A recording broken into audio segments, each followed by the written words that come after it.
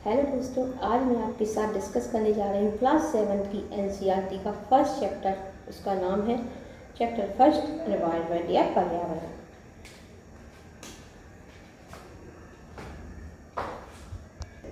पहले हम डिस्कस करते हैं पर्यावरण के बारे में, जो आपको पहले से पता है। पहले से क्या पता है कि पर्यावरण किसे कहते हैं? दो शब्दों से मिलकर बना होता है, परिधन आवरण। पर यानी चारों ओर, आवरण यानी घेरा, यानी जो हमारे चारों ओर जो घेरा है वायु का, एक वायु का घेरा है, उसे क्या कहते हैं? वायु जलवाष्प। जैसे सभी का मिलकर क्या बनता है? वायु बनती है। इनके घेरे को क्या कहते हैं? पर्यावरण कहा जाता है।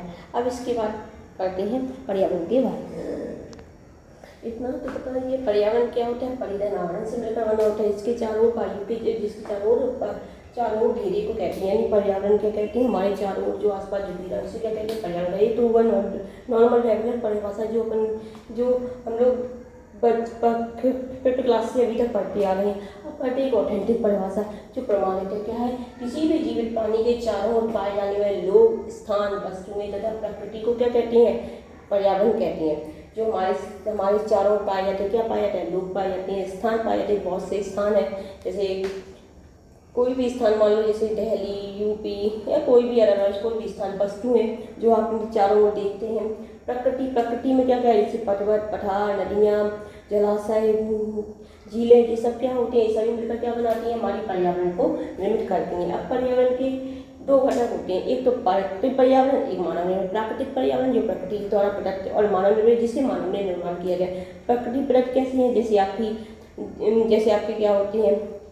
पर्वत, पहाड़, नदियाँ, ये सभी क्या प्रकृति प्रदत्त है। और मानव निर्मित क्या है? जिसे मानव ने निर्मित किया गया है। प्रकृति प्रदत्त में क्या जाते हैं? जीवी और जीवी दोनों घटक आ जाती है। इसको आगे डिस्कस करते हैं।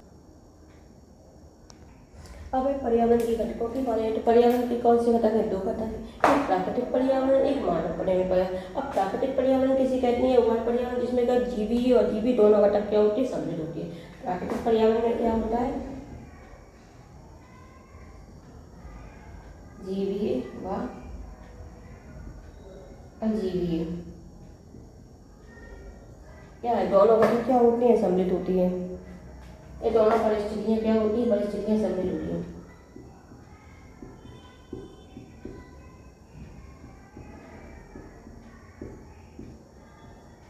और मानव निर्मित पर्यावरण में क्या होता है? मानवीय पर्यावरण में मानव की परस्पर क्रिया।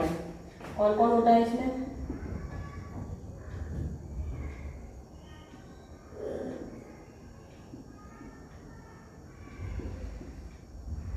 मानव द्वारा निर्मित गतिविधियाँ।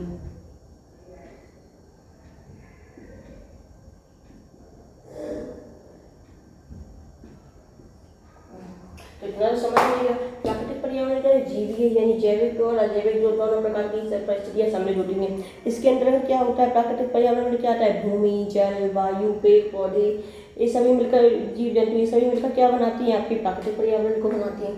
क्या मिलकर बनाती है? इसमें अंदर क्या आता है? और ये मानव निर्मित गतिविधियाँ आती हैं। प्राकृतिक पर्यावरण में क्या होता है? इसको आगे क्या पढ़ेंगे? इसमें भूमि, जल, वायु, पेड़ पौधे, जीव जंतु, वायु,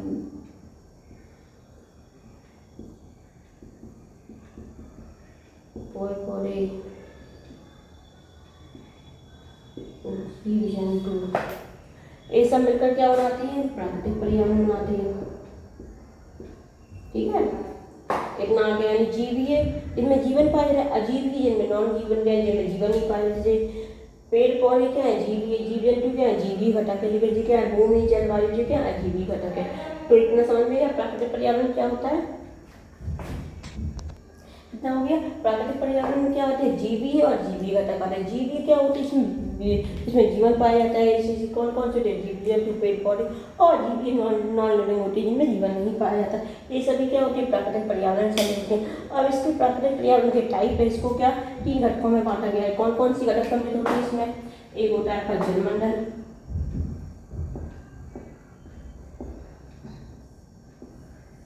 ये क्या होगा? वायुमंडल, एक और ये क्या होगा? स्थलमंडल। और और इन तीनों के सम्मिलित रूप को क्या कहते हैं? जैव मंडल। ओके, जलमंडल प्राकृतिक पर्यावरण में क्या क्या सम्मिलित रूप है? जलमंडल, वायुमंडल और स्थलमंडल। इन तीनों के सम्मिलित रूप को क्या कहते हैं? जैव मंडल कहा जाता है। अब एक करके इन चारों को पॉइंट को डिस्कस करते हैं, उसके बाद इसके बारे में पढ़ेंगे। स्थलमंडल, अब हम एक एक करके प्राकृतिक पर्यावरण के घटकों के बारे में, इसमें क्या क्या होते हैं? स्थलमंडल होता है। स्थलमंडल क्या होता है? वह मंडल जो क्या होता है? स्थल रूपी होता है, ठोस होता है। वो क्या है? स्थलमंडल कहते हैं। जैसे पर्वत, पठार, नदियाँ, भूमि सब कुछ आती है। जैसे पानी, कृषि, मानव वस्तुओं के लिए भूमि, पशुओं को चराने के लिए भूमि, घास, स्थल आदि सभी क्या होते हैं? स्थलमंडल में सम्मिलित होती है। ये क्या होता है? ये पृथ्वी का कितना है? 29% भाग होता है। इसके बाद जलमंडल आता है। जलमंडल क्या है? पूरी जो पृथ्वी है, ये आपकी पूरी अर्थ है, इसका 29% क्या हुआ? ये स्थलमंडल हुआ। उसका शेष सारा हिस्सा कौन हुआ? आपका जलमंडल हुआ। कितना हुआ? 71%। यानी 70% क्या है? आपका जल भाग है। तो इसमें क्या है? नदी, झीलें, जलाशय, समुद्र, सागर सभी प्राणियों के लिए क्या है? जीवन के लिए क्या होते हैं? जल आवश्यक है। बिना जल के क्या है? व्यक्ति जीवित भी नहीं रह सकता। इसलिए जल क्या है? एक महत्वपूर्ण संसाधन है। इसके बाद वायुमंडल। वायुमंडल क्या है? हमारे चारों ओर जो वायु है उपस्थित है, वही क्या है? पतली, हमारे चारों वायु की क्या है? पतली लेयर है, जिससे क्या जो हमें हमारी प्राणवायु है वो भी क्या है? वायुमंडल में पाई जाती है। तो वो सब सभी चीजें मिलकर क्या बनाती है? वायुमंडल बनाती हैं। अब इसके बाद जैव मंडल, पारक, जीव जंतु मिलकर सजीवों के लिए जैविक संसार का निर्माण करते हैं। और यह क्या होता है? एक संकीर्ण क्षेत्र है। क्या है? एक संकीर्ण क्षेत्र है। और इसमें क्या होता है? स्थलमंडल, जलमंडल, वायुमंडल सभी सम्मिलित होते हैं। और इन्हीं के बेसिस पे क्या है? पृथ्वी पर जीवन संभव है। यानी स्थलमंडल, जलमंडल, वायुमंडल इन तीनों के सम्मिलित रूप को क्या कहते हैं? जैवमंडल कहते हैं। और इसी कारण पृथ्वी पर क्या हुआ? जीवन संभव है। यदि इनमें से एक भी घटक इनमें से होगा तो पृथ्वी पर जीवन संभव नहीं हो सकता, हम जीवित नहीं रह सकते हैं। इसके बारे में पढ़ते हैं परितंत्र के बारे में। परितंत्र क्या होता है? तो वह तंत्र इसमें क्या होती है? सभी पेड़ पौधे, जीव जंतु, मानव अपने आसपास के पर्यावरण पर क्या होती हैं? आश्रित होती हैं। यानी आश्रित होते हैं। वह एक दूसरे पर क्या होती है? एक दूसरे पर यानी पर्यावरण पर आश्रित होती है। जीव जंतु जैसे क्या है? सभी पेड़ के तंत्र क्या है? वह तंत्र क्या है? जिसमें सभी पेड़ पौधे, जीव जंतु व मानव एक दूसरे पर आपस में पर्यावरण पर आश्रित होते हैं। आश्रित दो प्रकार के, एक तो पर्यावरण पर डिपेंडेंट है और दूसरे को एक दूसरे पर इंटरडिपेंडेंट होते हैं। तो दोनों टाइप से डिपेंडेंट है। एक तो पर्यावरण पर डिपेंडेंट है, एक दोनों एक दूसरे पर आश्रित रहती हैं। तो रहते हैं। जीवधारियों का आपसी व आपस के बीच संबंधी क्या कहलाता है? परितंत्र कहलाता है। यानी जो जीव जंतु मानव है, जो अपने किसी भी कार्य के लिए क्या एक दूसरे पर डिपेंडेंट रहते हैं। जैसे मानव है, जीव जंतुओं पर किस लिए रहता है? दूध के लिए, भोजन के लिए, मांस के लिए। और पेड़ पौधों पर क्या रहता है? जैसे फलों के लिए, फ्रूट्स के लिए। ऐसे ही तो पेड़ पौधे, जीव जंतु, मानव एक दूसरे पर तो डिपेंडेंट है, साथ ही ये क्या है? आपस में भी इंटरडिपेंडेंट है। ये पर्यावरण पर डिपेंडेंट है और आपस में भी इंटरडिपेंडेंट है। जीवधारियों की आपसी व आपस में इस डिपेंडेंट को क्या कहते हैं? संबंध को क्या कहता है? परितंत्र कहते हैं। अब परितंत्र क्या होते हैं? सागर का अलग परितंत्र होता है, सागर का, महासागर का, जल वन का, घास के मैदान का, रेगिस्तान का, सबका क्या होता है? सबका अलग अलग परितंत्र होता है। यानी सबका एक अलग अलग परितंत्र का निर्माण करते हैं सभी लोग। जैसे जलाशय में क्या रहते हैं? यानी सब में अपनी अपनी क्या खाद्य श्रृंखला चलती रहती है, जो क्या एक दूसरे का रहती रहती है। खाद्य श्रृंखला में प्राथमिक उपभोक्ता, तृतीय उपभोक्ता, फिर तृतीय उपभोक्ता, उसमें कंज्यूमर, तो वो क्या होती है? एक दूसरे पर इंटरकनेक्टेड रहते हैं। इसके बाद पढ़ती है मानव निर्मित पर्यावरण की, मानवीय पर्यावरण। अब क्या है? पहले प्राकृतिक पर्यावरण की, अब क्या है? मानवीय पर्यावरण। मानवीय पर्यावरण क्या कहता है? जिसमें क्या मानव अपनी पर्यावरण के साथ पारस्परिक क्रिया करता है।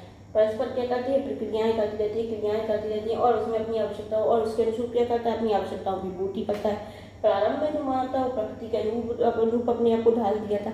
यानी जो आदि मानव थे वो क्या करते थे? पहले आदि मानव क्या थे? पहले वो न आग जलाना सीखा, न मांस पकाना सीखा। पहले उसने क्या किया? हथियारों को बनाना सीखा, फिर उसने हथियार बना लिए, आग जलाना सीखी, फिर पहिए का आविष्कार किया, खेती करना सीखी। उसके बाद वो शहरों में रहने लगे, कृषि की, एक जगह स्थायी निवास हो गया।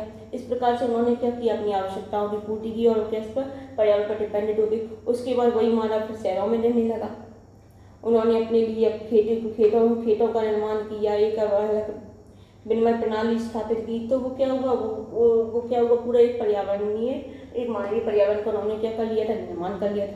अब मानवीय पर्यावरण दो प्रकार के घटक होते हैं, एक मानव निर्मित पर्यावरण होता है, एक मानव में होता है। मानव क्या है, एक व्यक्ति होता है जिसमें जो क्या होता है, व्यक्तियों के समूह से क्या होता है, परिवार बनता है। परिवार किस में रहता है, समुदाय में रहता है, और समुदाय में क्या होता है, धर्म रहती है, कई धर्मों के लोग रहती हैं, कई मिलकर धर्म के लोग क्या करते हैं, शिक्षित रहती है। बिना शिक्षित के धर्म शिक्षित हुए, और शिक्षित जब भी शिक्षित हुई तो अपनी अर्थव्यवस्था के बारे में देखेगी, उन्हें क्या क्या करना है, किस टाइप से उन्नति करना है, किस में विनिमय करना है, किस में नहीं करना है, और फिर वही अपने अपने प्यार में राजनीतिक परिस्थिति का निर्माण करते हैं, जिससे क्या होती है, मानव क्षेत्र करते हैं। इसी प्रकार होता है मानव निर्मित पर्यावरण क्या होता है, जिसमें मानव अपनी आवश्यकताओं की पूर्ति के लिए क्या करता है, नए नए आविष्कार करता है।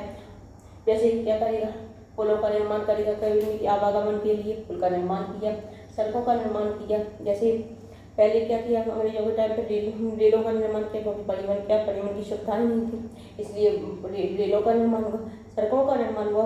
इससे क्या होगी कि जो बारिश में सड़कें खराब हो जाती थी, तो क्या हो गया, इससे क्या परिवहन की सुविधा हुई। अपने जब वो पार्कों का निर्माण किया, स्मारकों का निर्माण किया, इमारतों का, उद्योग का, ये सब क्या होते हैं, मानव निर्मित पर्यावरण होती है। यानी मानव ने जो अपनी आवश्यकताओं की पूर्ति के लिए अपनी अपनी नई नई आवश्यकताओं को पूरा करने के लिए जिस प्रकार की अपनी पर्यावरण का निर्माण किया, वही क्या होता है, मानव निर्मित पर्यावरण कहलाता है। अब अगर हमारा टॉपिक अच्छा लगा तो हमारे चैनल को लाइक शेयर सब्सक्राइब करना ना भूलिए। अब मिलते हैं नेक्स्ट।